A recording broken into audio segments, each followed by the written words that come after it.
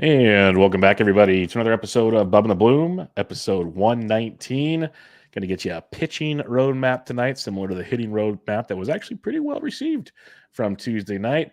Get you ready for some week one FAAB and much, much more. But before we do that, little housekeeping as always. I am on Twitter at BDintric, the podcast at Bubba Bloom Pod, and my co-host, as always, on Twitter at RyanBHQ. Ryan Bloomfield, how we doing, man? Doing good. Yeah, it was cool to get some good feedback on the hitter roadmap thing. It sounded like our road went somewhere good and not to a rest stop somewhere. Yeah, I don't know. 2 regular season games since we last spoke. Mm-hmm. A lot has been happening in Korea since we last spoke. Yep. But they're coming out of that Korea series, I should say, which we'll talk about in just a sec. But yeah, doing good. Wrapping up I've got one more draft to go on Monday night, and then I am done. What draft is that? A 15-team satellite league Nice. from the NFBC. Nice. Get your rocket rolling there. No overall, just a league. Yeah, Yep. Just to do one big draft at the end. I put way too much time into speaking for you as well. Put way too much time into this to not get that last draft in. So yep, for sure. I got 2 OCs left, trying to find the time to do it. I will, but it's a little more complicated than expected these days. So I will get those 2 locked in. I'll have some fun there. I wrapped up my main event qualifier on Thursday. I know you're getting towards the back third of yours here pretty quickly. Yep. So it's fun. It's actually interesting to see those builds come out, knowing that only one survives, and that makes it really, really interesting. So we'll see. But you mentioned Korea. It's a tale of 2 stories, basically. Game 1, Dodgers came back and won 5-2. Game 2, bloodbath on both sides from pitching standpoints. And the Padres won, I think it was, 15-11 or something in the end. It got once Machado went ding-dong city. That pretty much was all she wrote. I hope you liked my tweet on that one, folks. Had a little fun with that. But you and your dongs. Yeah, I feel bad for a lot of new followers this year. I'm just like, oh, you guys have no idea what you're in store for.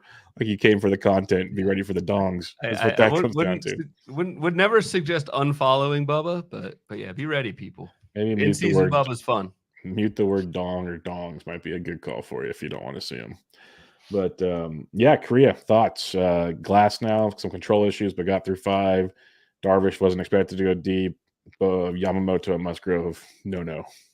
Yeah, I mean, I don't know. You don't want to. You certainly don't want to overreact. I don't think, like, from an ADP standpoint, I personally don't think anything changes with any of these performances. Like, I mean, I don't think it really has. I've seen Tyler Glass now going as we kind of predicted a week or 2 ago, still going in the second round after his okay outing.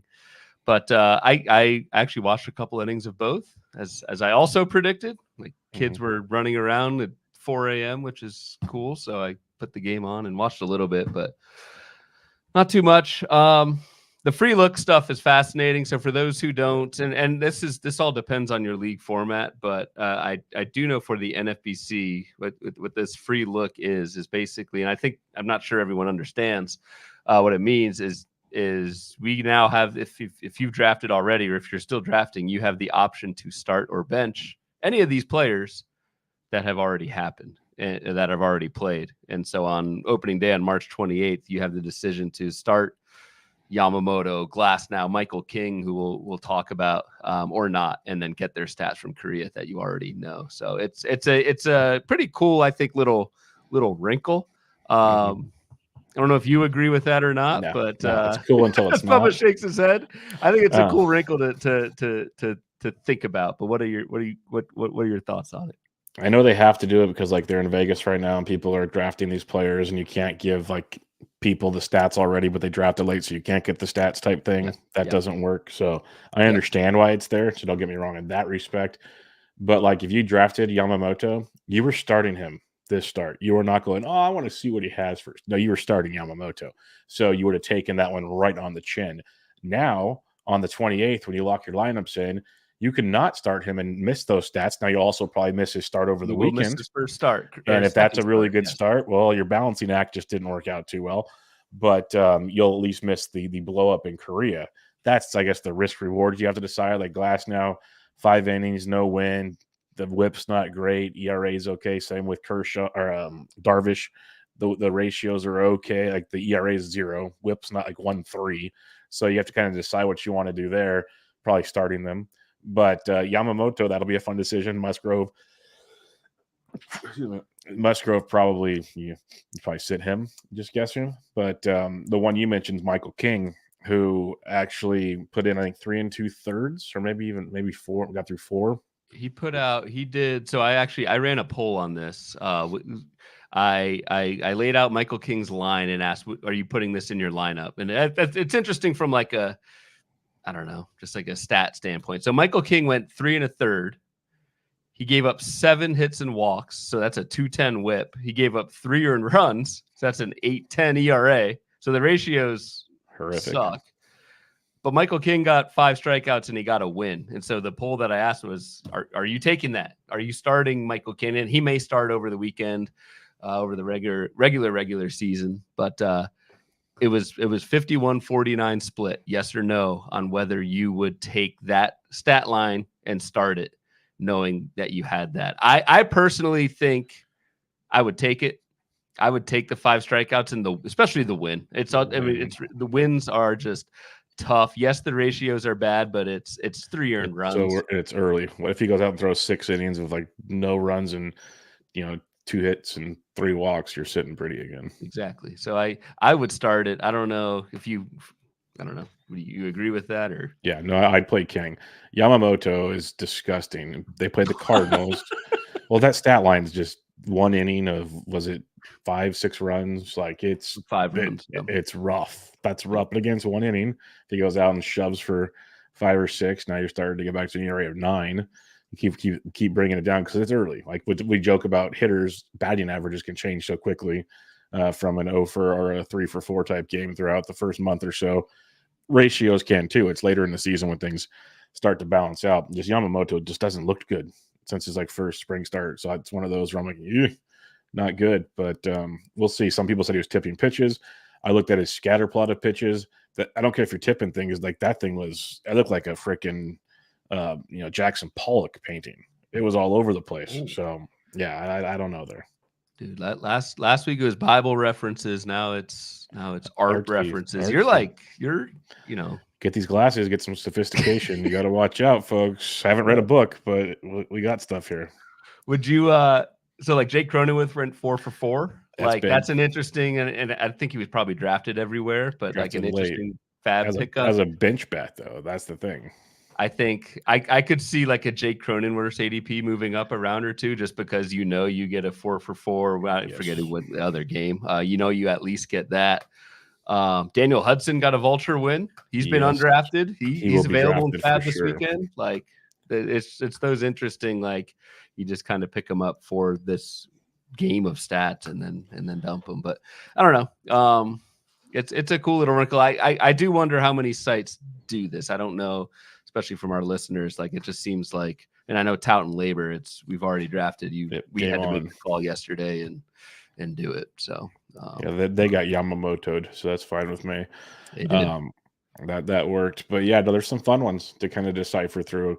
Cronenworth's a big one. Hudson definitely will get drafted. I guarantee you, at the main event this weekend, he's drafted in one of the last rounds. Will be a FAAB pickup for sure. Like you said, those wins. People will talk about it in the last month of the season, chasing wins. To get one like that, that's tremendous. It's just a matter of how much do you have to spend to get it. That's the fun game. Like I actually don't think it will be like a last round or two for Hudson. I bet someone goes like 25th, 26th round. I'm thinking more FAAB. How much does he go for in FAAB? That's where it gets. That's where it gets interesting. We'll talk a little FAAB later. So yes, we will. Before we get to our pitching roadmap. There is this elephant in the Major League Baseball room right now. It's a rather large one named Shohei Ohtani and his interpreter and a $4.5 million gambling debt that Ohtani apparently money was stolen from him / he paid off. Depends on where you read and when you read, as the goalposts keep changing on this one. So I don't think it looks good, but at the same time, it's Ohtani. So if anyone's going to get some way to get out of something, it's probably him. So how are you looking at this? It's I mean, and so like neither of us know what is going on, or it's a he said type of thing, and lawyers and yada yada. It doesn't sound good. I think just strictly from a fantasy angle, like I don't see how, like, there is a chance of a long suspension. I don't know what that Yeah. chance is, but if you're drafting this last week or whatever, I think that chance, whatever it is, 1%, 5%, 10%, I have no idea what that number is. For me, like, just take, and it's interesting. I got a DM from a listener who was asking me earlier in the week, like Kyle Tucker or Shohei Ohtani, and I was like, probably Ohtani.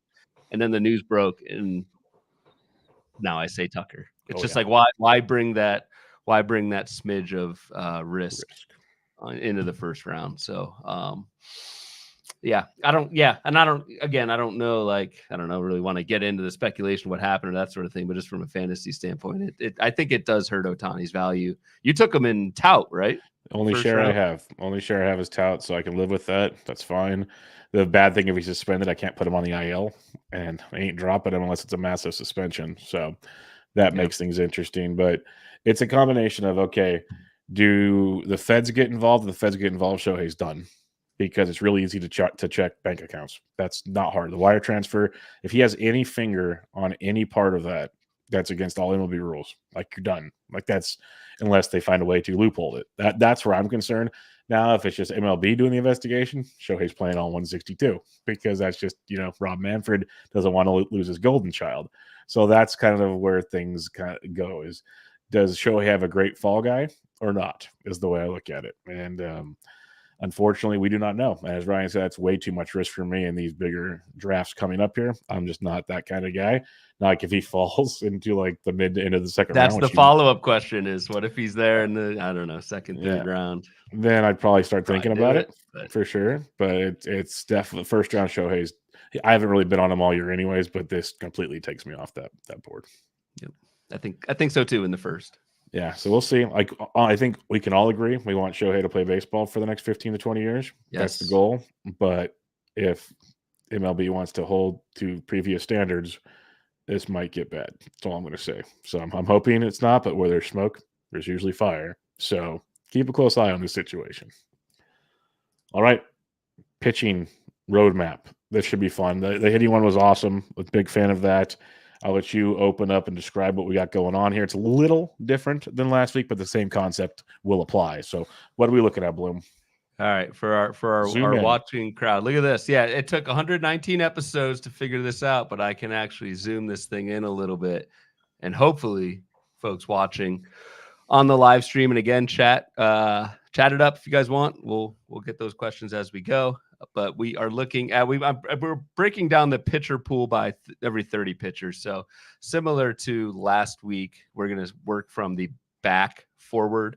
Our first group of 30 is from ADP 228 to 291. And we will, I mean, it's not as, I mean, pitching, I think, is a lot more straightforward than what we talked about last show with like hitters and stats and positions. I mean, with pitchers, like, really, obviously the only position to think about is relief or starter, when to dip into the relief pool. I guess there's a little bit of category strategy with pitchers in terms of, like, you don't want to probably start George Kirby, Logan Webb or something and get low strikeouts. But I think it's a little bit more straightforward. So I think we'll just go like in the 30 pitchers chunks, just kind of analyze high level what we're seeing, and then probably just list off a bunch of guys for you all that we like in each group. And if you want to kind of have hopefully that can act as like a last minute crash course, target list, whatever, for your last week of drafts. Yeah, and if anything, like we talked about the hitting roadmap, there's times when the hitter pool looks weak. Well, then these pitchers you want to attack in that range potentially. Or if you really like a certain pitcher and it's in a spot where you like a certain hitter, again, you're jumping guys, or better have a different plan for a hitter or a pitcher later, that kind of scenario. So that's where it'll point things out to you, because you might have a different feel on guys than we do. There's nothing wrong with that at all. This just kind of points out where they are. And obviously, as Ryan said, the farther down ADP you get, ratios usually out the window, strikeouts decline. There's a reason these guys get drafted late. So pretty simple stuff as well. So the first pocket we're talking about here, 225 to 300, 228 to 291, because it's hitters elsewhere. Again, there's a couple lower ratio guys, not a ton here. You got some relievers. You got more relievers than you probably would think in this range, and it's a lot of either injured guys or kind of up and coming guys is what stands out to me. So this is more of a: do you want to get like a third closer, or do you want to take some upside arms? So what are you looking at in this range? Yeah, which has been a little struggle for me because, as I've said through our draft Can you streams, pull the right board up, please? Or am I reading the wrong thing? Hopefully you're reading the wrong thing. The last two guys are wrong. Okay, that's what I noticed. Okay, then we're good. We're good. Sorry, my bad. First bloom board error found within minutes. I was supposed to go to, can we drop that far? No, ignore those last two. My bad. As you were. Yeah, this pocket's a little tough because I think this is where I'm grabbing like a SP 8, 9, even 10 sometimes, because as I've mentioned kind of all throughout draft season, I'm wanting to stream pitching from my bench and fill out my pitching and even go into pitching reserves before I filled out my hitters, because I'm planning to churn my last few roster spots in hitting throughout the year.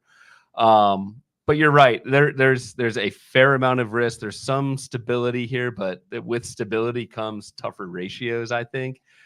The relievers, I guess we'll start with the relievers. You got Will Smith, and all this ADP is from the last, I believe, 2 days of online championships in the NFBC and 12-team leagues, so very fresh. You got Will Smith, 241, Hunter Harvey, Joel Payamps at 243, Kyle Finnegan at 256, and then Griffin Jacks has entered the chat at ADP 274. I think if you're counting on any of these guys as your second reliever, I think you're behind the 8 ball there, which again is fine. I think we're already seeing, and we'll talk about this a little bit more in FAAB, we're already seeing more closer turnover in 2024 than we may have seen for all of 2023. So I think we're probably getting an early hint that the year of the closer last year will probably not carry through to this season. So it's okay if you're just kind of specking for your second reliever.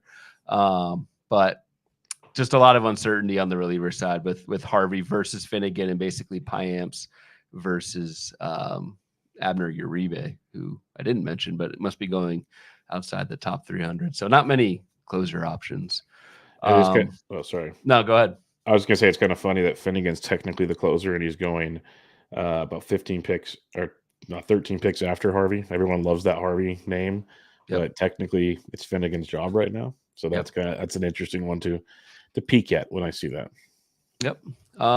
Starting pitcher wise, yeah, like you are either there's your Yuri Perez, there's Braxton Garrett, there's Kodai Senga, there's these guys who you are drafting but holding on the IL for some time. There's I think a nice little group of upside arms in terms of like if it works out, it's good. Nick Lodolo, Louis Varland has gotten some steam in spring, though he did get torched in his most recent start.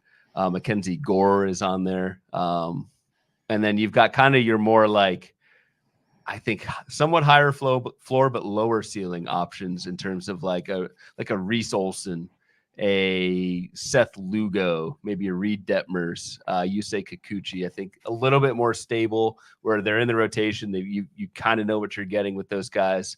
And you're counting on them for, your last few pitcher spots. So it's an interesting little group of like different, 3 different types of players, I guess. Yeah, no, it definitely depends on what you're looking for at this point in your draft. Like you said, you got the injured players that might return. Like Garrett's already thrown a few bullpens at some live BP, so he might not be as far off as we think. Yuri Perez really isn't doing much yet. Kodai Senga, God knows when he's coming back. Gavin Williams is, banged up. But then you got Griffin Canyon, who we love. You got Gavin Stone moving up the ADP as the 5th starter for the Dodgers and looking good towards the end of spring. So it's definitely like this is more of the world where I start taking upside guys probably, because I'd hope I'd have a pretty good floor in this, especially when, like Ryan said, it's kind of the philosophy for both of us is at the back end of my drafts, I want to get a lot of pitching. And my main event queue, I think of the 7 bench guys, I had 4 or 5 pitchers on it. I can't remember now. Like my OC, I think I went like almost all pitchers in my my first OC. And it's for that same reason, A, to stream off of, a B, drafting this early. Some guys are position battles, this, that, and the other. They can be droppable as well. So that makes things work out pretty good. So start taking chances here, especially the way we talked about so much hitting early on that we like to get. you can kind of go that way and go from there. Roger Bloomfield, the doctor, is coming into the chat here. Says Finnegan is having back issues. It's probably from carrying the Nationals for so many years, but good to know, Mr. Bloomfield. Thank you for that. Carrying for the Nationals where carrying their bags to the bus. I don't know. It's tough. It's a tough gig. Are you on board with taking a injured pitcher right now, like a Senga Perez? There's got to be another injured guy on here. Garrett's here. Gavin Williams is here. I usually don't, but I'm good with one. I'm good with one if you don't have IL spots. So if we're talking NFBC, I'm good with one. Out of those four per se, I'd probably be looking at Garrett or Williams, but they're all pretty, I'd almost rather take an injured hitter than an injured pitcher, because a pitcher already with arm, elbow issues coming into the season just doesn't usually bode well, where a hitter could have a hamstring injury if the team doesn't bring them back too soon, miss about 2 to 4 weeks, and hopefully things get better. Yeah, I'm with you. You need these spots to produce in your starting lineup. So I'm leaning against going with any of those guys. A few names that, the guys I've been taking the most are Reed Detmers, Lodolo. They're at 235 ADP. Got some Mackenzie Gore at 245, who I know in your podcast with Sporer on Bench with Bubba, he was not very high on Mackenzie Gore and laid out a pretty good case for why, with the walk problems and the lack of volume. But he supported my Robbie Ray claim as well. He did.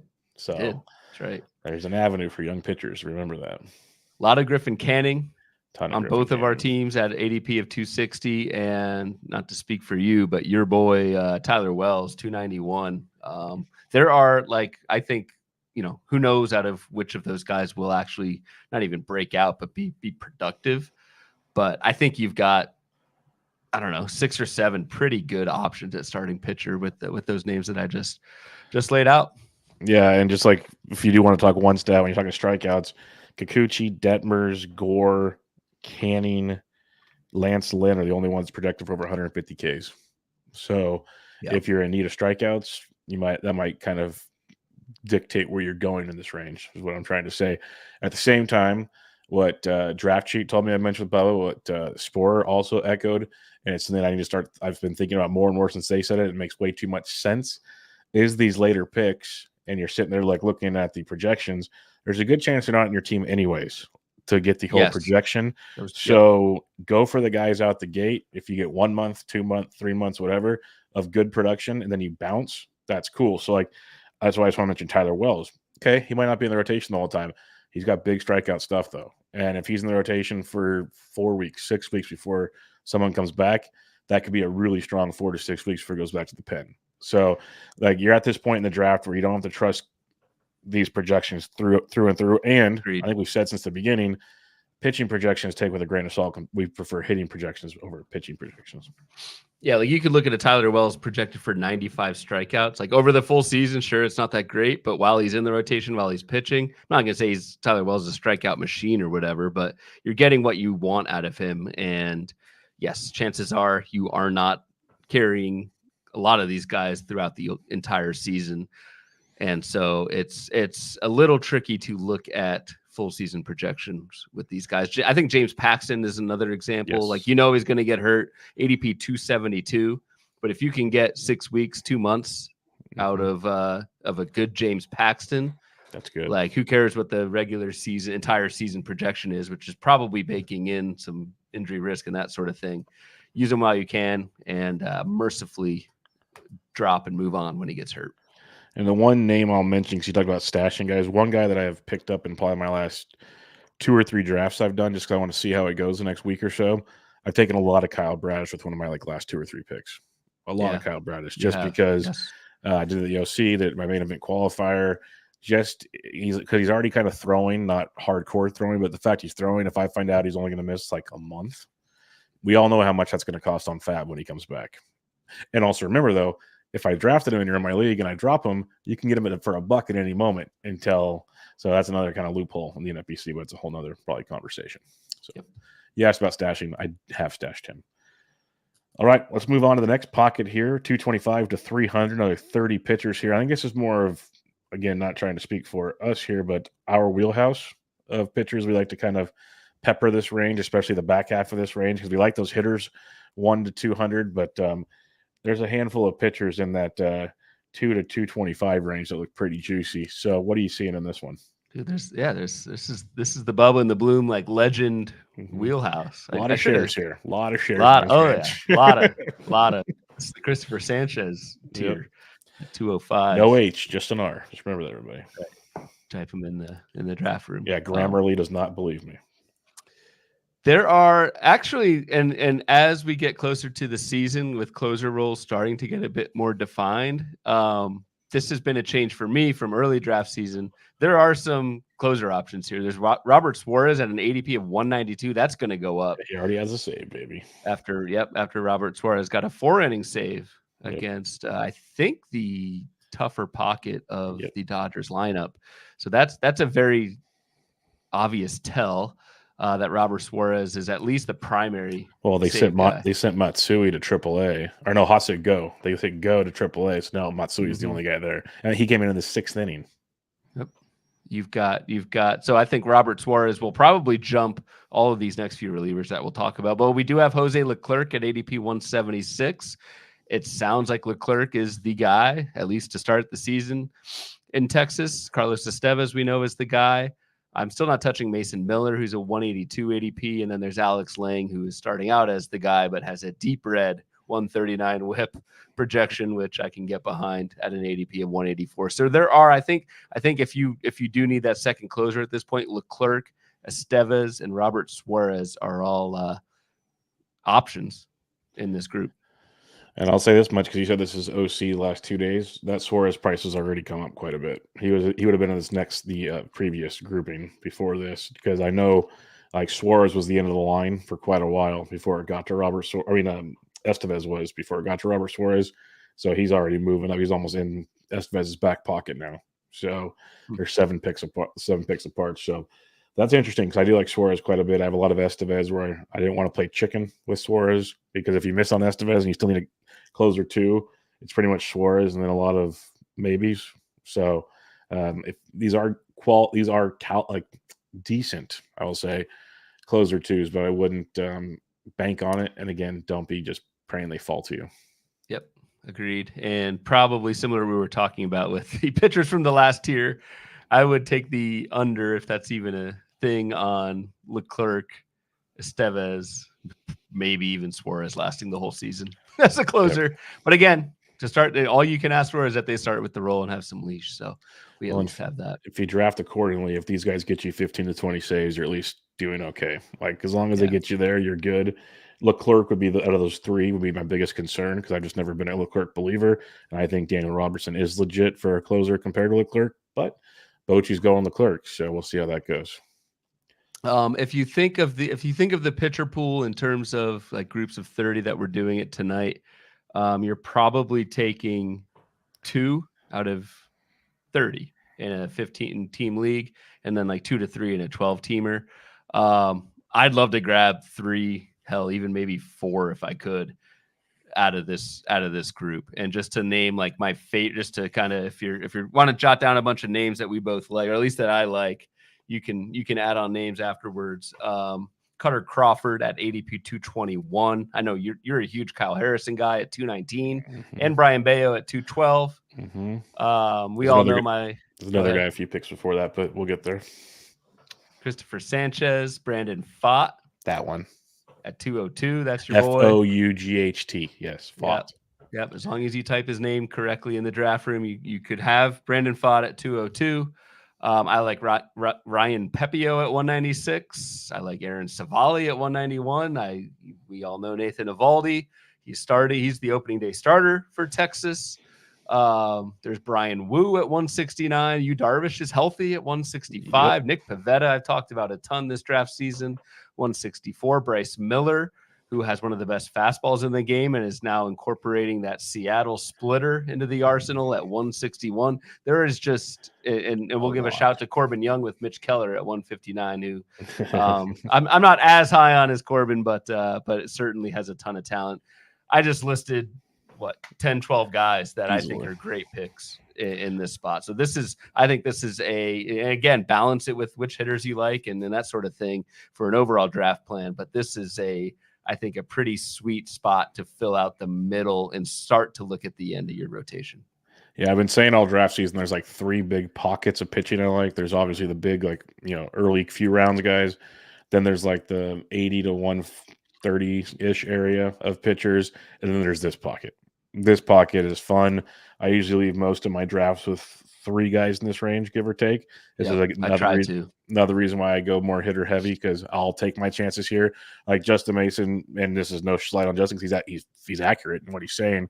Like I posted my main event qualifier, and he says, "I love your hitters.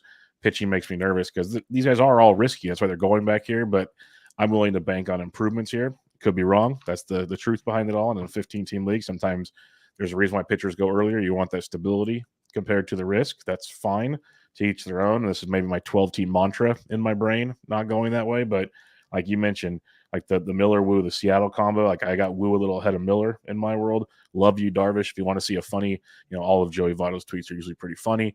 But I think there's like a pitching ninja, umpire view of the 2-seamer, I think, from Darvish that moved. And so Joey like does a play by because against Freeman, he goes, "Yeah, it comes out of his hand. Looks like it's going to hit you." And then he had some phrase, is what he said. And then it's like right over the middle of the plate. It's like you have no time to react. It was beautiful. So Darvish still has it at that age. And then you mentioned I don't mind Robert Suarez, or we're talking about he's a closer. I'm thinking of a different guy. Sorry. Fott, Nestor Cortez, Sanchez, Bayo, Harrison, Crawford, even Kenta Maeda's down there. He's another guy going to get hurt. But if you can get 2 to 3 months of Kenta Maeda at pick 222, sign me up. Like that's a great one, and just move on, because I think I was kind of blinded to Kenta forever in my head going, he's going to get hurt. Why do I want him? Well, Bubba, dummy, it's pick 222. He's probably not going to be on your roster anyways at the end. Enjoy it while you got it, especially another thing we don't talk about nearly enough, at least on, like, I know our show we don't, and I don't do it in my content, is opening schedules is something. Yeah. And Minnesota's weather is always very conducive to pitchers over hitters because it's so cold. The ballpark just kind of squashes the power. So Kenta Maeda could be another nice one as well. Yes, very much looking forward to the Snow Fest in the Midwest and in April. Build a stadium in Minneapolis without a retractable roof. Genius. Yeah, just stay healthy, Pablo Lopez. Just stay healthy. Yep. And this is also a spot in the draft, and I think this is where volume helps. Like we talk about, like, I mean, I wrote an article this year for HQ, like finding this year's Justin Steele. This is where Justin Steele was going last year. This is where like a Zach Eflin was going last year. This is why I think the middle rounds are so important. Is it's not the end game where you're just kind of throwing darts at guys that you're probably dropping anyway. These guys actually have the talent to be able to be like first, second round players. Now, which ones are they going to be? If we knew the answer to that, we would probably not be doing this podcast, and we would, I don't know, be on an island somewhere. But there will be like extreme breakouts from this group that will make a huge difference in how your fantasy team does, depending on which guys you pick. I'm hoping it's the ones that we just kind of rattled off here, but this is the time in the draft where like these guys are good enough to be like second round, maybe even first round type players by the end of the year. And remember, folks, this is 12-team league, so mid rounds 120 to 240 ADP is the giant chunk of it. We talk about mid rounds so much, and Ryan's got me believing in them throughout the years doing it. I have 2 articles still coming out at Fantasy Pros the next couple of days about mid round hitters, mid round pitchers, and just this pocket alone is 4 of the 6 pitchers. The other 2 we'll talk about shortly. Okay. But it was hard to narrow it down. Let me put it that way. I had like 10 that I had to narrow down to 6. And it's a very, very good pocket to attack. And let's talk about the next pocket, because there's 2 names. One that I know you're going to know exactly who I'm talking about when we get there, that I have been all in on, but a lot more green as we get closer to pick 1, folks. So this is ADP's 82 to 157. Again, pockets of 30 starting pitchers here. So Bloomfield, what stands out to you? This is like closer central. Yes. There are 1, 2, 3, 4, 5, 6, 7, 8, 9, 10, 11, 12, 13 closers out of 30 pitchers in this group from ADP 82 to 160. So this is if you don't get your like if you don't want a top tier closer in the first 4 to 5 rounds, you can still get a pretty good one here in this group. Alexis Diaz, Pete Fairbanks, Paul Sewald at 89 ADP, right around pick 100. It's funny how these guys are all next to each other. Clay Holmes, And Jordan Romano will go down. Ryan Helsley, David Bednar, Craig Kimbrell are all right next to each other between 100 and 110. You dip down a little bit more, you've got Tanner Scott, Yohan Duran at 125, Adbert Alzolay, and then you've got Jose Alvarado and Kenley Jansen, who has fallen beneath Jose Alvarado in recent ADP. So there are, yes, a ton of different options. This is where I think, you know, your closer strategy aside, like this is where I am absolutely getting one closer. And in a lot of cases, this is, I want my second closer out in this top 160. Yeah, this ADP here is a gigantic shift because of what Ryan said earlier in the show about all the relief pitching injuries.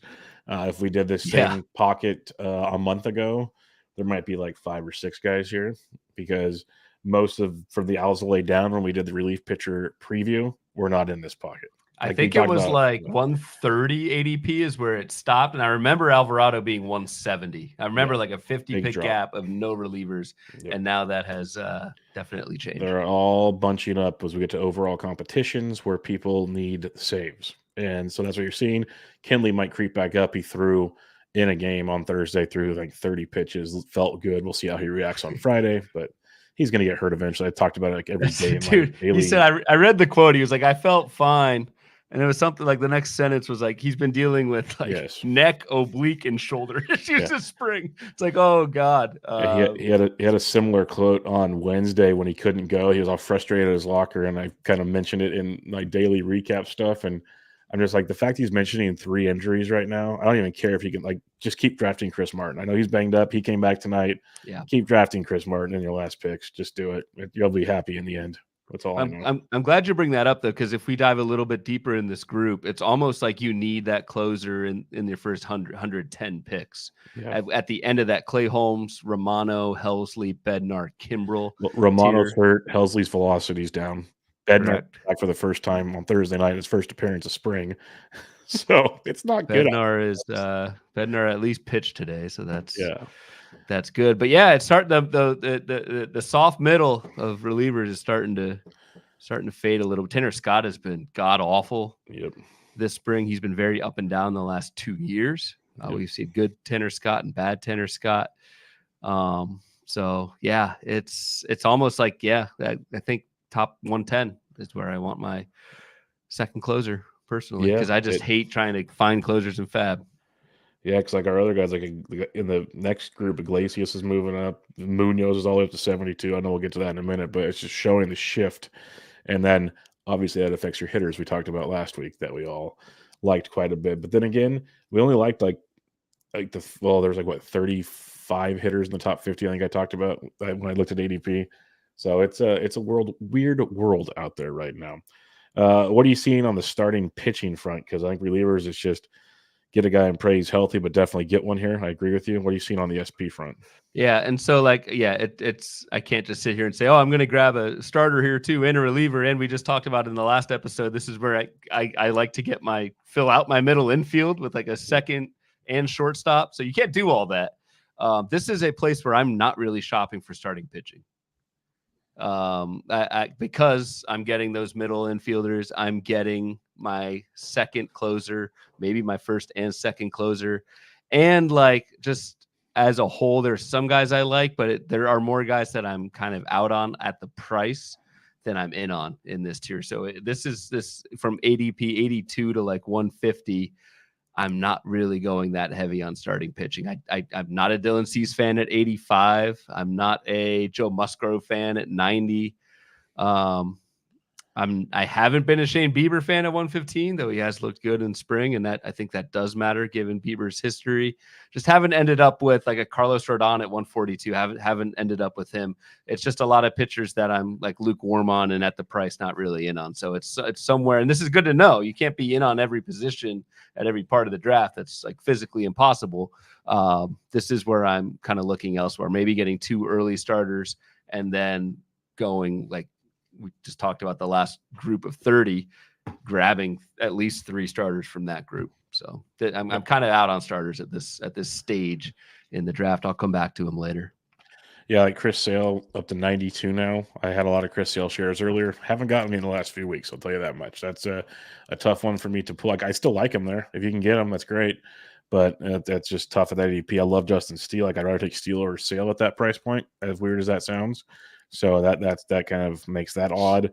It's like, interesting. Steele, sorry to pop it. Steele and Bybee were right next to each other. I know you're a big Bybee fan. They were right next to each other in ADP for a while. For some reason, Steele has jumped like 20 picks. But I don't get it either. But like, I think you have Ober and Bybee next to each other now. Ober was way back. Now they're right next to each other. I like both of them, but obviously can't get them both.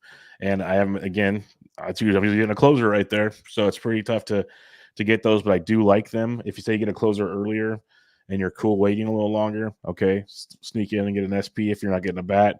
But where I focus, if in this range more than anything, is towards the bottom. I've been buying the Sonny Gray dip. He's at 144. He's actually expected to be like the 4th starter now because of he won't be out the gate because of the hamstring, but they're expecting him in the opening series, if not like maybe misses 1 start. So he's not going the IL, which I think is really big at this point. And it's a hamstring. Yes, hamstring. Not an arm. Yep. Yeah. So love Shoto Amoniga, obviously. So we're there at 152. He's moved up, but plenty of shares there. Don't mind Hunter Brown, but give me, Amoniga or Gray over him. But yeah, it's a lot of like Barrios, okay floor, but why?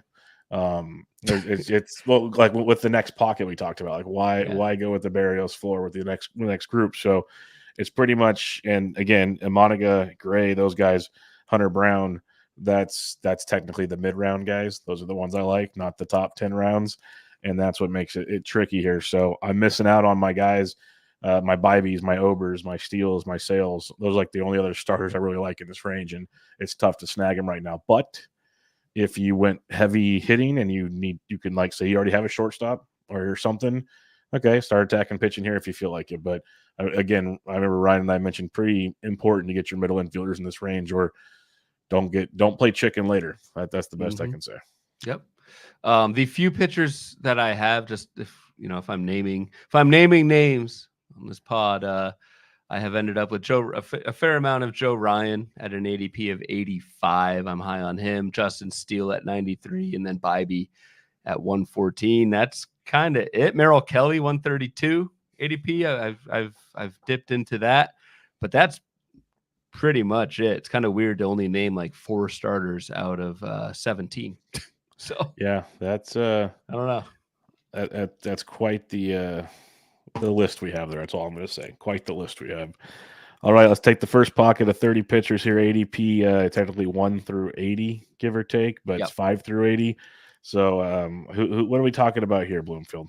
So this is one where we do need to dive a little deeper on this, because what our big theme in the last episode on the hitter roadmap was we did not really like many, if any, of the hitters going in that 50 to 100 range.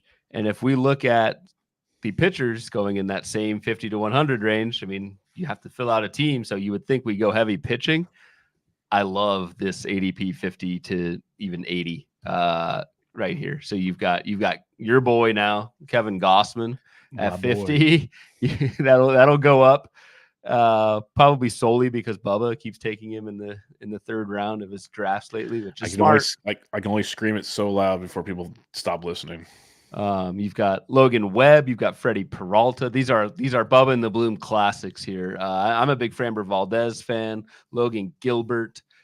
We both talked about Grayson Rodriguez, Bobby Miller, Blake Snell. Now that he's with your San Francisco Giants, that ADP is back up to 65. You can get a ton of strikeouts there. Zach Eflin, Cole Reagans, Jesus Luzardo. I just listed 3 times as many guys in half this tier than I did on the last full tier. And again, if I'm now saying this is where I like that kind of pocket of pitching, I'm probably grabbing at least one. If I didn't grab an elite ace at the beginning, I'm grabbing 2 of these guys. A, because I like a lot of them, but B, because we don't like the bats that are going in this range too. So that's kind of what we're seeing in ADP as well. It's that like 4th, 5th round turn. It's a lot of yellow on those draft boards with pitchers. Yellow brick road, as you mentioned. And we're not alone in the way we like these. The reason we like this is that's just how the drafts have dictated, because other people are doing the same thing. I'd be willing to, like, not everybody, there are people will take 1 or 2 pitchers early, but for the most part, we see trends throughout the draft. At least, half of us, I'd say, if not more, are doing something similar in a bob and weave way. But it definitely shows, because I have 1 Wheeler share. I love Wheeler. I don't think I have a Strider anywhere, which might really suck later on. I have maybe a Pablo for your sake. And then after that, it's like 50 and beyond. Like, I have so much Gossman. Love Webb as an SP2. Don't mind Noel, like you said. And then I even drop down more. Like, I'll go Camilo Duvall a lot right there. I know Uncle Ted's in the chat saying Duvall #1 closer. So I got Camilo. And then I'll drop down even like Camilo and Russell. I try to get almost one of those 2 in every draft as my closer 1, so I don't have to mess with the mesh that is the next pocket, which, by the time this podcast come out, I could regret saying that the way closers are falling. But and then I have a ton of Luzardo as like my SP2, a ton of Luzardo. So there's like, just looking at this and the way we talk things out, it makes sense of at least how I've drafted this year. Could be the wrong philosophy, but it's like 2 or 3 hitters early, probably usually at least 3, sometimes 4, depending on how things drop out and your size of your league. And then it's like a Gossman or a Webb, and then I max it, put a Luzardo over there or something, and it all flows together in the end.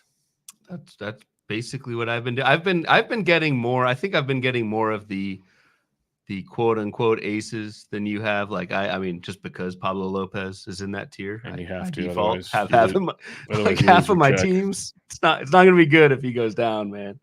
It's not going to be good. But I have a good amount of Tyler Glass now, which again I cannot believe, given where I started the draft season on Tyler Glass now. So I am typically going 1 starting pitcher in the 2nd or 3rd round, and then getting my SB2 in the like 4th or 5th with those names that I just kind of threw out there earlier. So in this range, because like I'm looking at my player shares, and most roster guys are late round picks, at least for me, they are. Yeah. So if we start talking relevant pitcher, like in this grouping here, Kevin Gossman, I have him in 7 of my leagues, 28% of my leagues. He's my most rostered pitcher in this range. The next one would be Nola in 5 leagues, Luzardo in 5 leagues. So you can tell kind of where I'm living in these drafts pretty simply by looking at that. To flip this a little bit, because if we talk about the early pitchers, it's more important to know who you're out on than who you're in on. Which I know Yamamoto.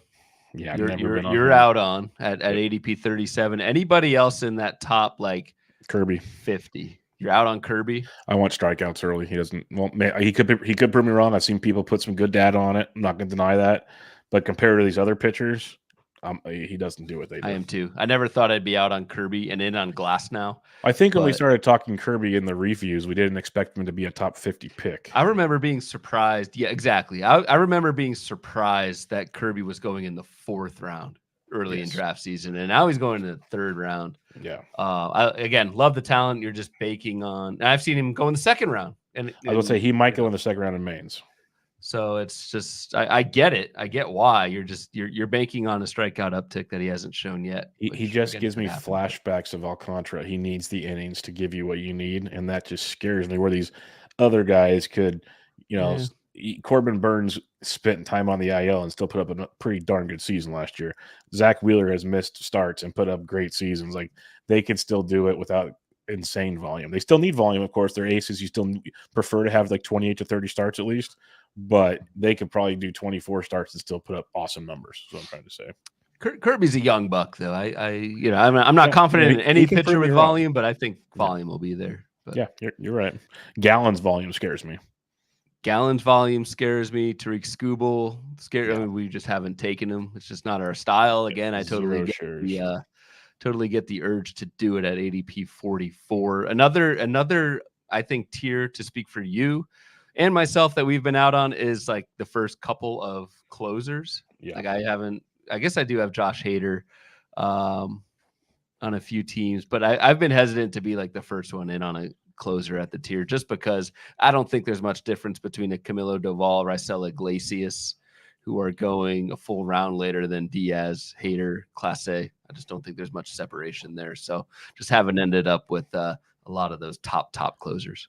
Yep, 100% in agreement on that one. I've got much more of the farther down, I'm looking right now. I got my shares. It's more the Camilo Duvall, Raisel Iglesias, and Andres Munoz, Paul Seawalds of the world. I'm kind of Seawald, yes. peppering that range and making sure I get at least one of them.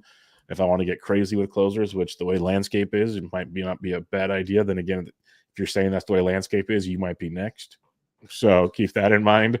Do you want to go all in type thing? I still want one. We've said that. We've preached that all off season. So that's why I focus on that range, and it just fits perfectly, quote unquote, with the game plan if the game plan is able to be executed. Agreed. Real quick, let's answer this question in the chat before we go on, because that'll pretty much we'll review this real quick. But Chen Music says, "What's great as it flows to how I draft bats first and grab them 50 to 100." Yep, your Chen Music is 100% on board with what we got going on. So perfectly done there. Let's recap real quick if we want. I think we kind of narrowed it down, but you gave a good run through on hitters last time. What do you got? If you got one, what are you thinking on pitchers here? All right, so I'm typically in a typical Bloomfield draft. I'm going one ace in the top 40. I'm then getting my SP2 in that 50 to 80 range. I'm getting my closer in the 80 to 100 range. I am not going back into pitching until the 160 range. And that's where I'm trying to get 3 or 4 starting pitchers in volume, that middle of my rotation. And then obviously just speccing late. That's my general, if I had an ideal like flow for pitching in a draft this year, that's what it would look like for me. Yep, we're pretty darn similar. So I don't need to add on too much there, but it's, 1 or 2 early with the closer. Then basically that 120 to 240 range, probably walking out with 3 for sure. Hope maybe a 4th if I get lucky, and then pepper in the back end. That's just, even like if we didn't do 3 to 360 the end of a 12. There's a lot of guys I'll speculate on back there, which we've talked about plenty on this show. So you can check all that out or hit us up if you got questions there. All right. It's that time. This will be a Thursday tradition on Bubba and the Bloom this year, but week 1 FAAB, at least in the NFBC, starts this Sunday, the 24th of March. So you'll see Twitter ablaze at about 8 Pacific time when the good old FAAB run takes place, and it'll be really, really fun to see where things go. So Bloomfield put a board together because when degenerates draft at all different times of the years, there's going to be some fun names on the waiver wire right now. So what do you got for us, Bloom? Yeah, so and this is universal. This isn't just an NFBC thing. Like there are degenerates across platforms. Pretty much every platform that I play on, on Roto, RT Sports. I'm commissioner of the First Pitch Arizona Auction League that drafted back in November. Like pretty much every league that has drafted is doing some type of FAAB run, either Sunday night or like Wednesday night. I think Tout Wars might be Wednesday night or something. Tout Wars is the night before the season starts. Yeah. But like pretty much every league is having some sort of FAAB run before the season. And so what I typically like to do is at least want to give you guys a general list of names to at least go off of. And the way that I've done that is, we've got the board on the screen, is I took the ADP. I looked at all February drafts in the NFBC because you can sort. We use the NFBC because we can filter it by date. It's very easy. All 12 team drafts in February, and I looked at guys that were basically undrafted, basically anyone with an ADP north of 300 or worse. And so that was my kind of pool of players, is to say who was not drafted back in February. And then how do we rank those guys? Is I ranked them by their current ADP of like the last 2 days. And so what we're getting here is a list of players who are going the earliest now that were not being drafted back in February. And so I hope that kind of makes sense as to like this should be players, hopefully. And FAAB's always tricky because we've got listeners in 15-team leagues and 10-team leagues. I read a FAAB column for HQ, and it's like, this is too deep, this is too shallow, whatever. Hopefully, this is like a somewhat encompassing base of players that you might want to consider for the first FAAB run. And I will also say is, I know Ryan said he does FAAB columns. I've written a handful of different websites FAAB columns. And like most of the ones I usually do, they have to be rostered in like 50% or less of leagues. So they might not show up in certain conversations in an article you read. So still go look through your stuff. I know Vlad will put guys that are like 96% roster, but the fact they're on 100%, just like check your league type stuff certain times. And that's very, very important as well because, and since we all drafted at different times, like we're going to say AJ Puck up here, well, he might have gone undrafted if you drafted in January, but he's been drafted ever since. So that it all will be league dependent when we talk about these things. But as a gist, like Ryan said, these are guys that were past round, we're talking 300 and beyond. So at the end of the game, like the last 5 rounds, round 25 on, or not drafted at all. So it makes a ton of sense. And let's just start at the top here. Jackson Merrill, the dude made the squad in San Diego, looked pretty good in Korea for a first timer. I'll say that much. It's the ball very, very hard, as people wanted to mention over and over on the Twitter. By the way, pretty cool. They can get StatCast in Korea, but only have it in 2 Arizona ballparks for free training. So I thought that was fun. It's almost like my pet peeve about the PGA Tour. For two games. It's almost like my pet peeve for the shot tracker and PGA Tour. Like, what are we doing, people? But where it's on one course but not the other. Like, yeah, or if it's out of the country, we can't have it. Like we just don't have it. Yeah. Okay, sounds good. Doesn't fit on the plane. Gotcha. 10-4. I'm not gonna. I could almost started a whole freaking diatribe there. But Jackson Merrill, kid looks legit. He's got the center field job. He's shortstop eligible now. Will gain outfield, so you got a nice MI outfield guy coming your direction. You mentioned he's ADP 246 now. What are you thinking here? Because he's going to be one of the more popular additions, I have a feeling. I agree. And outside of AJ Puck, Jackson Merrill is the most expensive player that was not drafted back in February. And so, that ADP at 246 is very telling and will probably even go up after the 2-game sample, which again, I don't think means anything, but he did hit the ball hard in Korea. So it's not a bad thing. Yep. 110 mile an hour plus a few times. So that was when he woke up in the morning, that was all over the place. Pretty easy to see there. Pretty pumped there. He hit 250. So he went 2 for 8 with 2 runs scored in the open. He struck out 37% of the time. Small sample, I know, but hit good. It's interesting to look at Jackson Merrill's Fangraph page and see the plate appearance projection for Merrill. Yeah. It's like they've got like 8 different projection systems, but it ranges from 440 up to 540. Yep. And so if you take those playing time projections at face value, you're probably not bidding that much on Jackson Merrill, but I would argue this is a full-time player. I think you need to look at those projections as a full-time player, as a 600 plate appearance guy, because who knows how this will turn out, but he's a full-timer right now. And I think he needs to be treated that way. Even in a partial season, most of these projection systems, which tend to be down on rookies. About to say, what's one thing we always say about these? Yeah. Even that for the BAT, for example, has one of the lowest on rookies, you wouldn't say. Has Merrill in 440 plate appearances hitting 256 with 9 homers and 9 steals.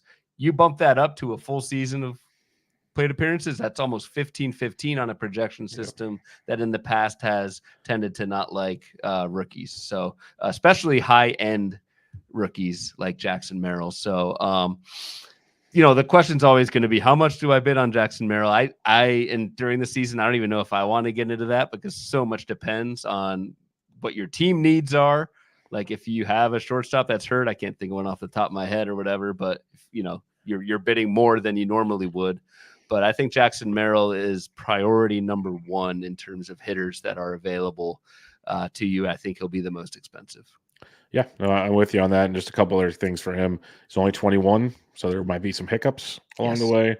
Played in single A and double A last year for about 110 games, went 15-15 there, hit about 275.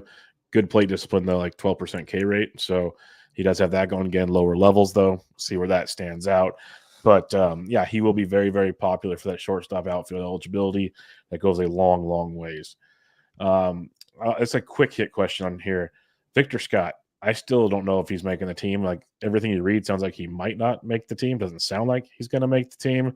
But I'm not even going to bid on him. Plus, I've heard some weird comps on him. Any quick thoughts on Victor Scott? Yeah, just playing time uncertainty. If Victor Scott makes the team and starts, the glove is really good. be prepared to shell open the wallet. I think of, and again, I'm terrible with prospects, terrible with comps, but like if we're saying all draft season that we're out on Esteri Ruiz, I don't think we're in on Victor Scott. There's the comp I've been hearing. Yep. So anyway, I would not personally, I would not blow your FAAB wallet on. You chose your words wisely in the episode. The learned first from FAAB last week. year. Well done. Well I done. would not blow your FAAB 26 wallet more on weeks Victor before you can see if we can screw that one up. Wouldn't do it. All right. One of the players I wanted to talk about here, Cedane Rafaela, though. Yeah, this is your boy. Yeah, I was looking back at some Gladiators. He's on those teams, and it looked good at one time, then not good. It's looking great right about now. Looks to be the everyday center fielder for the Red Sox. And if he's not playing center field, they've been using him. He started at second base on Thursday. He's played some, like they want to use him there, and maybe even shortstop and Story needs days off. So here's like your new Enrique Hernandez type player. I think there's more talent with Cedane Rafaela. Like I'm a big fan of what he brings. The pop continues to develop. He might be like a 15 to 20 home run guy, but the speed, man, 30 steals in AA last year between AA and AAA and the bigs, 39 stolen bases. He's always run throughout the minors. Like I said, the pop is still developing. If you add up all his stops last year, he actually hit 22 home runs. So there's a lot to like. Only 23 years old. This is a player I'd be going pretty bonkers on if you need some outfield help or you want to stash for some middle infield help. Like this is a dude, I think like middle infield might take a while to get. I'll clarify that. He might get the early go with Von Grissom out, but I'm a big Rafaela fan. Yeah, I think if Rafaela is available, and the ADP back in February was 346 out of 360 teams. So he was drafted in 12 teamers, but may not be in yours. I think this is the one you don't need to spend the Jackson Merrill type of dollar amount, and I think you're probably getting better production. I really like Rafaela if he's available for you. Jose Siri's climbing because of outfield concerns. Bryce Terang got the job at second base. Yep. Does that interest you at all? Like I've spoken about him a few times on this show. I like the speed. I think some power can develop, and the average won't be as bad. I think he's young. He's very young. Yep, I like Terang. I worry about his production against lefties, but let's see what he can do. Great speed source. Jake Fraley's next on this list. Yeah. And again, Jake Fraley was drafted. Like he's probably taken in most 12s, but just given the rash of injuries in Cincinnati, Jake Fraley could be a top 10 round player off FAAB right now. The knock on Fraley has been playing time, and there's 10 million hitters in Cincinnati. That's no longer the case. I think you need to check out and see if Jake Fraley's out there. He could be a 2020 guy, and that's pretty hard to find already this year. I think has been already. Yeah, that's what I'm saying. But now the playing time should be back center field. So yeah, big fan of Jake Fraley. At the same time, I don't know if it qualified on the list or not, or it's too late. Go check out Jonathan India with Matt McClain's stuff, because he was going super late in drafts. He moves up to I think I moved him like 13th second baseman now for me. Now he's going to play every day. So big fan there. Anybody else that really stands out to you on this list? A lot of it's playing time type stuff or speculation. Yeah, not really. Mitch Haniger's a little interesting to me. Back in his, back in his comfortable settings of Seattle, was undrafted. I don't think you're spending much money on him, Mitch Haniger. I think you just throw a couple bucks if you need an outfielder. But that's pretty much it, man. Like Brenton Doyle's out there, but schedule-wise, Colorado does not play at Coors for a little while. I think at least the first 7 games they're on the road. So you don't want road Doyle at all on your team. Road Doyle does not rule. Road Doyle does not rule at all. For sure. So. Adam says if Scott makes the team, it's because Brendan Donovan's arm is not capable of playing in the outfield. St. Louis just can't quit the Carlson experiment. That's the thing is right now you look at like the MLB playing time, it's Donovan and Carlson splitting center field right now. Scott just doesn't seem like he's got a grasp, because they don't want to bring him up part-time. That's the thing. So, which makes sense, which I hate saying that. Agreed. All right, let's look at the pitching side. It's obviously AJ Puck's world, and we're all living in it, huh?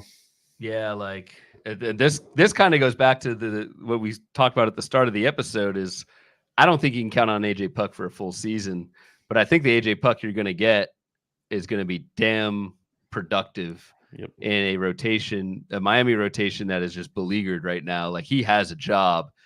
He's been lights out in spring, which again, take for what it's worth. But like we've never doubted the talent for AJ Puck. It's always been injuries and length. AJ Puck's healthy right now. He has a job right now.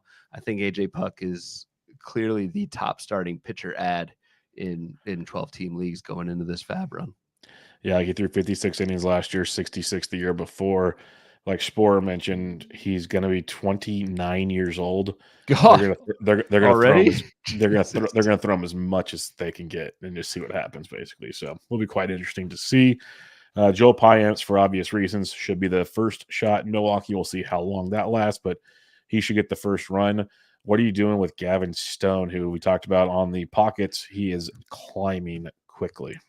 I'm taking a shot on Stone. I'm throwing a stone at him. Like, You're a stoner. I might be. Vlad Sedler, huge Stoner. Dodger fan, so take that with a grain of salt. But made a really good point the other, I don't know, tweet or something the last week or so. Is like this time a year ago, everyone was gaga over Gavin Stone, and prospects never don't always hit the ground running, and like people have forgotten about Gavin Stone. He's in the LA rotation, and I wouldn't put a bunch of money on Gavin Stone. It's just a dart. But if you're trying to throw a dart and need a high ceiling guy on a good team, Gavin Stone makes a ton of sense for me. All I'll say is if you guys listen to the show enough, you guys heard my arguments for Kyle Harrison. You can say the same for Gavin Stone. Yeah. The prospect, the skill set, take your chances. I'm cool with that for sure. What do you think about? You talked about Payamps and Uribe. Do you think it's Payamps in That's what I've Milwaukee? been. That's where I've been the whole time. I think Uribe maybe has the more strikeout upside, like the more flashy, but he's also kind of volatile. Where Payamps is kind of just boring, but could get the job done. So it's more like it's Seattle Paul Sewald versus Andres Romero Munoz type thing. I mean, yeah, that's kind of how I see it. So I think Payamps gets it, but we'll see. Like I wouldn't be shocked if Uribe gets his as well. All right. Griffin Jacks, I love him to close. I think that's a phenomenal ad. Like that should be one of your priorities if you need steals. Wells is there. Lytle's having a good spring. I'll let you take the floor. Where would you like to go with these? Because Raylo's the fifth starter and having a good spring. It's a lot of guys back end starters, new closers having good springs. Yes, Reynaldo Lopez is certainly one I'm interested in, just given the team context with Atlanta. Was undrafted and now at 316 ADP. Jared Jones intrigues the hell out of me. I don't know if he's making the team in Pittsburgh. It doesn't sound like he is. So, no. So that like I don't know if he can stash a Jared Jones. Like we were just talking about drafting like a Yuri Perez or a Kyle Bradish. I'd rather stash those guys than a Jared Jones. Kopech's interesting. Yep. A bullpen, and this is why Michael Kopech was undrafted and now is being drafted, because unlike he did the anti-AJ Puck, did the J.A. Puck. Technically, AJ Puck did this the first time. Now he's going back to the rotation. That is true. We don't know if Kopech is going to be the closer for the White Sox, but we do know he's going to be in the bullpen, and his stuff could play up very well. So, big time. I think if you need saves, if you had a Yohan Duran or a Devin Williams, I wouldn't go with Kopech. I'd actually spend up a little bit more on a Griffin Jacks or maybe a Payamps. But if you're just trying to kind of spec for third closers on your team for cheap, I think Michael Kopech makes some sense. Yep, I'm with you. Brandon Waddle in the chat. Hall, Wells, and Lytle, three of his most owned pitchers. Well, you've been on top of that one, which is good. I like seeing guys I've rostered on that list as well. I'm with you in a big, big way. So like a name that's not on this list would be another guy to probably think about because he's probably farther down. Tyler McGill, Siler should be an option out there. Was not drafted early on. So that's why we're saying like this is the main list, but there's going to be so many options early on. So hit us up if you have questions, or do you have any final thoughts on this, Bloom, before we hit up the listener questions we got? Yeah. Final thought is it's so enticing. You have a full $1,000 or $100 FAAB. You want to start spending that. Again, team needs aside, I just be very disciplined and cautious in this first FAAB run, and don't spend too much. Don't spend too much. There will be, once games get going and regular season play starts, there will be a ton of injuries and new roles opening up. That's when you want to spend your money. With this crop, like Merrill, Rafaela, Puck. Yep. If you need a closer, Payamps or a temporary Jacks. Yeah, but I wouldn't spend really any considerable amount of money on the other guys we talked about. That's the big part I was going to add is we're not saying don't spend money on all these guys if you need them or want them, but just don't blow your bankroll on them either. Like, I love Brian De La Cruz. I drafted him in a lot of deeper leagues as a outfielder. It's going to start every day. I'm actually surprised he's this far down. But yeah, there's other guys that don't go too crazy, pretty much. Yep. All right, we have a handful of listener questions here. So we'll start with Corked Wood. Does Michael King's ADP rise or fall based on his performance? I don't think it should change. I didn't watch him, so I don't know what he looked like, but pitched against the Dodgers overseas, like it's 3 innings. That should not change what you think of Michael King. Yep, I'm with you. I don't see it changing too much. I already wasn't on him. And if you want to win that bad, sure, but I don't think I'm going there, especially with the pockets we talked about. Not changing much for me in that world. Yep. All right, Jan Ho Boscon P at Nay God. Hello, my friends. Dynasty Points League. I'm thinking about dropping one of these guys: Mountcastle, Eugenio Suarez, or Brendan Donovan. I guess the chosen one will be Mountie. Already have CES and Andrew Vaughn at first base. Your thoughts? So he's got Vaughn in the CES. He's debating between Mountcastle, Eugenio, and Donovan. Probably Donovan. Yeah, I keep Eugenio for sure. If it's a points league, he's got great OBP skills, like phenomenal OBP skills. You could get rid of Mountcastle because you have other first basemen, but I'd probably drop Donovan. I'd probably drop Donovan too, but I see he's got enough first basemen. If you want to drop Mountcastle, go for it. Craig Harris says, all them guys are drafted in my league, referring to the list. The FAAB, I need deep relievers that will give good ratios, holds, and potential saves. Little Book of Kong gave a heck of a list. Yeah, I think we got a reply from Colin My Shot, the artist formerly known as Little Book of Kong. Sorry, my apologies. Let's just read his list because he's just as smart, if not smarter than we are. Yep. Hoffman, Matt Strom, Jordan Leisure, Lucas Irsig, Nick Anderson, Brock Stewart, Yemi Garcia. I'll throw Andrew Nardi from Miami in there the way Tanner Scott's throwing. You can throw Aroldis Chapman on that list if you'd like. Pretty much anybody that's injured, look at the second and third relievers on those teams. I go there right away. My first inclination, like all of the Milwaukee relievers can be in play for you. Yep. So, yeah. And there's something to be said, too, this first FAAB period of if you don't have enough starters like that are pitching the first 4 games, hopefully you do, because that means you have a lot of fifth starters on your team, which isn't great. But try and patch any, try and not have a dead spot in pitching this first weekend and just plug in a $1 reliever and hope for the best. Our buddy at Corbin Young. So much disrespect for Puck, Whitlock, and Lytle. Who are you bidding on in Werf? Oh, and Werf, the Western Expanse Roto Fantasy League, defending champ, myself. Yeah. Corbin won it, I think, the year before, 2 years before. Yes, he did. I'm not telling you. You have to see at 8:01 p.m. Pacific have to see it, 7, whatever time FAAB runs.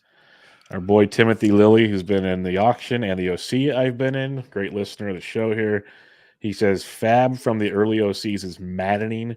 So many players I want and not enough drops. Yeah, I get it. That's another reason why my last picks are legit specs, because I plan on dropping most of them if it doesn't work out.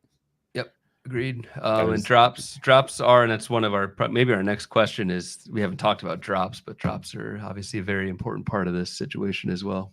Yep, that is coming up. Steve Stoughton says, how aggressive are you with FAAB early in the season? It's a marathon, but getting a player that could possibly help you the whole season is valuable. How do you balance your FAAB so you don't run out too soon?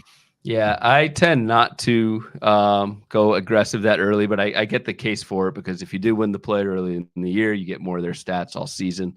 I try to leave what do I normally do? Like $80 for the last month of the year and work back from there. But I'm more of a spend $40 a week, patch holes, stream hitters, and not go for the the home run FAAB bid. But again, if you have a lucky run of injuries and you just haven't spent much FAAB early on, then I'll change. But that's generally kind of how I do it. Yeah, I'm usually more timid. I've been a little more aggressive in recent years. Like last year, I went and got Tanner Bybee, but there was no way I was paying for Ellie De La Cruz. Let's put it that way. That's been my thing. Like, we see the Guilds, who's an amazing player. He'll go buck wild out the gate and then just do dollar days for a while and see where that goes. So it's your own comfortable world. I prefer to have more comfort in my world. similar to how Ryan does things, and that's where I go on the FAAB stuff. Comfort's better than uncomfort. That's true. And then our boy Calling My Shots got the last question here. Question is about drops. Garrett Cole, Devin Williams, TJ Friedel, Johan Duran, Newtbar, Bradley, Matt McLean. Which of these guys are straight drops in a 15? All right, so Cole in a 15-teamer is not. Let's do 12-teamers as well, just because. Are you keeping Cole in both? You're keeping Cole in both, yes. Devin Williams, I may drop in a 12. In a 12, I think about it if it's not till midseason. Yeah. Well, who's next? TJ Friedel, you can drop. Yeah. He's out probably, I'd say, 3 to 4 months. Yep.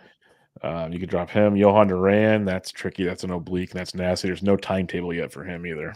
I'm holding though. I'm holding. It at least for a little 3, while. 4 weeks, and at least for a little while. Yeah, I'm holding in both. Lars Newtbar, I think you try to hold, but at 15 you probably hold. 12, I could see moving on if you have to. Yeah, I mean I'm not the highest on Lars Newtbar anyway, but Taj Bradley, I'm cool dropping. Yeah, he's out quite a while. Yeah, and no clear timetable. What are you getting when you get back? Like, there's a difference between stashing Devin Williams, Garrett Cole, and then stashing Taj Bradley because you will have more injuries. And then Matt McLean, by the time you do FAAB, you could probably drop because it sounds like it's anywhere from rehabbing for like 2 months to potential surgery. Yeah, at time of recording, he's getting the infamous second opinion from that Ella Tratch dude, so it's not good. Not good. Yeah, Garrett Cole's one of the few that survived that visit this time around. Not many do. What this reminds me of, and again, I know nothing besides it's a severe shoulder injury. It needs more looking. This sounds like Ohapi, who actually did come back after like 4 months last year, but was supposed to miss the whole season. So it feels the shoulder deal that needs potential surgery, that usually reeks of at least 4 to 6 months. So yep. I'd probably say, again, not a doctor, but that's just from playing enough. You kind of have an idea there. And then the second part is even if you have 3+ of these injured guys in NFBC, no IL, which of them are 100% holds until further notice? I think it was Cole, Williams, Duran. That's it. Everything else you could probably drop. Yeah. Yep. Hope that helped you calling my shot. And if we were wrong, apologies. That's all I can say. We tried. We'll be wrong. Don't worry. Oh, way more than we're right this year. I guarantee you that. Hopefully more right than wrong. But. Yeah. It's just the way things go here. Uncle Ted's question: where are you drafting Bradish? I said I'm taking him in the 3 to 360 range, and a 12. I've been stashing him in most of those. All right, Bloom. Final thoughts. FAAB this weekend. We've got real baseball a week from tonight. Will be actually like games will be over. It'll be fun. Yeah. So what are we thinking here? Because Tuesday night's our last episode before the season begins.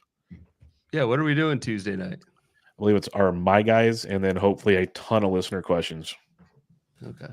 We'll do that. I'll check my schedule. You wrote down the schedule at some point. Yeah, I got it's on my. Well, let me pull out my stack of papers here. Oh my god, that is a literal stack. That's just from like the last month of podcasts. So yeah, but yeah, we'll go over that when we get off the air. I don't think people need to hear me ramble through all of this. But any final thoughts as we wrap up here? No, best of luck in this final weekend of drafting. Enjoy it. This is why we prep. This is why we do all this. So enjoy your home league drafts. Those are always the best. And yeah, let's get the season started, man. We've been talking about these names on repeat for months. It's time to play ball. Yep. When you almost have the ADP or at least the pockets memorized right now, it's time to start playing some baseball, folks. We're towards the end of that's why I joke, like my drafts now, I don't even really need to bring anything with me. Like it's like the old joke with Casey Chaw just brings a piece of paper. I get it now. If you do work like this, all I really need is a piece of paper on what I want. It's pretty simple at that point. So let's have some fun. Good luck to you all this weekend. Big draft weekend, and we'll be back with you guys on Tuesday to answer any last questions for you and get you ready for the season ahead. But for now, check out Ryan on Twitter at RyanBHQ, the podcast at Bubba Bloom Pod. I'm at BDentric. This is Bubba and the Bloom, episode 119. Catch you all next time.